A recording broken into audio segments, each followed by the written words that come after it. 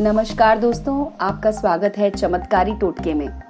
आज बात करते हैं कि कैसे डूबी थी समुद्र में द्वारका नगरी और आज भी मिलती है द्वारका नगरी के अवशेष। भगवान श्री कृष्ण ने मथुरा वृंदावन को छोड़ने के बाद समुद्र तट पर द्वारका नगरी बसाई थी। वही द्वारका जो आज गुजरात की शान है। कई खोजों के दौरान समुद्र में एक नगर डूबा होने की बात सामने आती है। समुद्र में समाई ये नगरी द्वापर युग में कान्हा द्वारा बसाई गई द्वारका है, जो कौरवों की माता गांधारी और ऋषियों द्वारा दिए गए शाप के कारण तहस नहस हो गई। अब आप सोचेंगे कि भगवान की बसाई नगरी को भला ऋषि क्यों श्राप देने लग गए? तो आइए आपको दिखाते हैं ये पूरी घटना। लेकिन उससे पहले सब्सक्राइब कर लीजिए चमत्कारी टोटके को और बेल आइकन को दबा दीजिए, जिससे कि आपको नए वीडियोस के अपडेट सबसे पहले मिलेंगे। तो दोस्तों, तब की बात है जब महाभारत का युद्ध संपन्न हुआ। महाभारत के युद्ध में पांडवों की विजय हुई। श्री कृष्ण ने युधिष्ठिर को राजगद्दी पर बिठा दिया और कई सारे नियम कानून बनाए गए। कौरवों की माता गांधारी से मिलने जब पहुंचे तो कान्हा के आने पर गांधारी फूट फूट कर रोने लगी और क्रोधित होकर उन्हें श्राप दिया कि जिस तरह तुमने मेरे कुल का नाश किया है, तुम्हारे कुल का अंत भी इसी तरह होगा। श्री कृष्ण तो साक्षात भगवान थे, चाहते तो शाप को निष्फल कर देते, लेकिन उन्होंने मानव रूप में जन्म लिया था, तो गांधारी को प्रणाम करके चुपचाप वहां से चले गए। श्री कृष्ण के पुत्र सांब अपने मित्रों के साथ एक बार हंसी ठिठोली कर रहे थे। उस समय ऋषि विश्वामित्र और कण्व ऋषि द्वारका में आए। जब सांब ने नवयुवक मित्रों की दृष्टि इन महान ऋषियों पर पड़ी, तब आपको बताते हैं कि इन पुण्य आत्माओं का वो लोग अपमान कर बैठे। इन युवकों ने सांब को एक महिला के वेश में तैयार किया और महर्षि विश्वामित्र के सामने लेकर पहुंच गए। वहां पर और भी ऋषि थे। दिखाया कि ये स्त्री गर्भवती है, बताइए कि इसके गर्भ से क्या उत्पन्न होगा। दोनों ही ऋषि युवकों के परिहास से बहुत क्रोधित हुए और उन्होंने कहा कि इस व्यक्ति के गर्भ से एक मूसल उत्पन्न होगा, जिससे तुम जैसे दुष्ट, असभ्य और क्रूर लोगों का नाश हो जाएगा।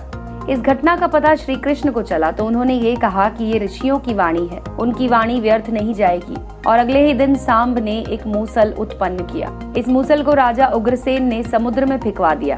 साथ ही श्री कृष्ण ने नगर में घोषणा की कि नगरवासी घर में मदिरा नहीं बना सकता है, क्योंकि कृष्ण नहीं चाहते कि उनके कुल के लोग और संबंधी मदिरा के नशे में कोई अनुचित व्यवहार करें।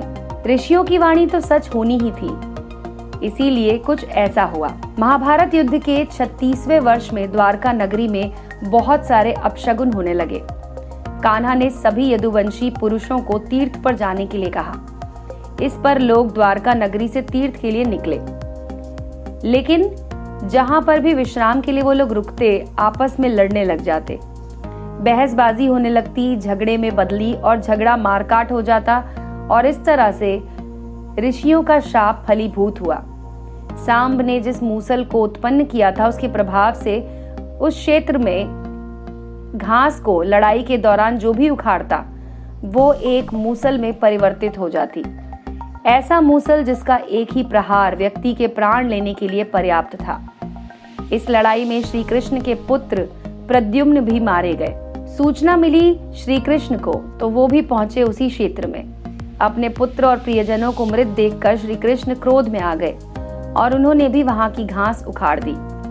घास हाथ में आते ही उस घास ने मूसल का रूप ले लिया।